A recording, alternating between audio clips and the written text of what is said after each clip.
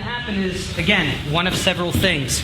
And I always tell people it's important to understand these things because your brain needs to develop a contingency plan for each. But if you're not aware of them, then the shit catches you off guard. And so what happens is that one of several things will happen once you grab the weapon hand. Can I use your card? Right here. So I have the weapon hand, he strapped my wrist, right? He's grabbed it. He's just grabbed it, right? And we're in a struggle.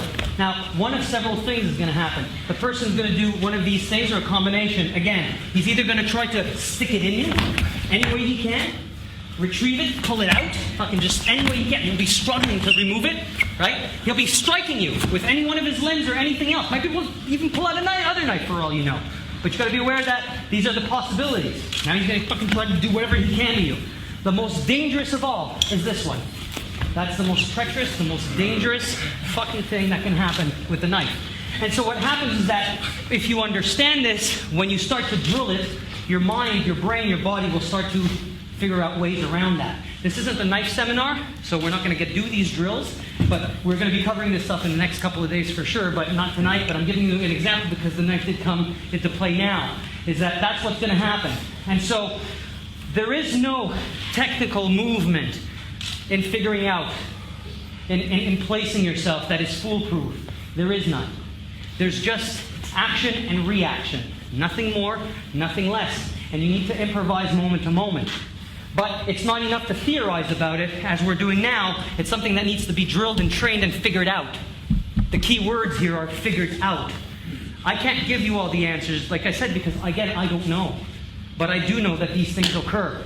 And I do understand. And so what happens is that if I ended up in a position where I jammed his arm here, and I understand now that he can switch hands, then my body has to position itself in a way at all times that will make him avoid being able to switch hands. But at the same time, you're going to find out that when you do that, I said do. When you do that, what happens is that it becomes a lot easier for the person to remove the hand too, like pull it away from you at that point, because you're going to be compromising your position. There is no foolproof method here. It's a constant change in evolution as the drill goes on, as the fight goes on and evolves. There will never be a when he does this, you're going to do that, and then you're going to strip the knife out and grab by the thumb. There's no fucking way in hell that's going to happen. If anybody here has ever been attacked by a knife in real life where somebody was actually trying to kill you, you'll know what I'm talking about. Cognitive processing vanishes. You don't even know where you are anymore. It's like, it's so fucking surreal, it's uncanny. You don't even, it's like, you don't think, you're nowhere. You vanish, you retreat. Something else comes out. And that's what they call the midbrain or monkey brain or fucking whatever. It's the cognitive processing goes out the window, the midbrain kicks in and replaces that. And so what happens during that phase is that you cannot process information any longer. So any thought of stripping the knife and grabbing it this way, V grip, C grip, that block, that, no way. In hell. It just doesn't work. Because they're going to be coming at you with such a ferocity and rage, gripping the knife with any kind of techniques like this and that, fucking no way. You try to do this against a guy who's coming at you full force, his size or a bigger guy, they're going to bust both your fucking thumbs, go right through it and kill you. I know. You know why? Because that happened to this thumb. Trained this shit. And this was in training, for crying out loud, not even in a real fight. In sports medicine called metacognition. And what it is, it's basically mental blueprinting, coming up with a plan in advance, being proactive. There's 1,000 ways of saying it. Everybody preaches it, nobody freaking does it. And so, if reality happens over here, and we're over here, the gap that's transmitted that has to be covered is all this.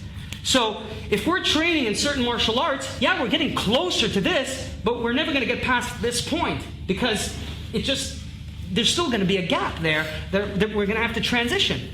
So the closer we get to it, I would rather be here and go, okay, the only gap I need to fill is this one. Right? And this is this is an opinion. Like I'm saying, if it doesn't work for you, God bless you. I'm not trying to change your mind. I'm offering you a different perspective. And if it works, great. If it doesn't, great. I ain't going to take offense. It's not my business. It's yours. Right? And so, replicate it. This is why when I'm watching you guys now, you see how tired you feel after 10 minutes of working out and stuff like that? I look at that, if you stopped and watched the other people, those of you who were sitting there watching the training, did it look like real fights? It's fucking dynamic and it's chaotic, it's alive, and I look at that, wow, now you're learning tactile sensitivity and jamming and all that in a realistic approach that's not contrived because you're figuring it out as it's happening. And the more you do it, the more you're going to get accustomed to it. I hope this is making sense. But anyway, last drill.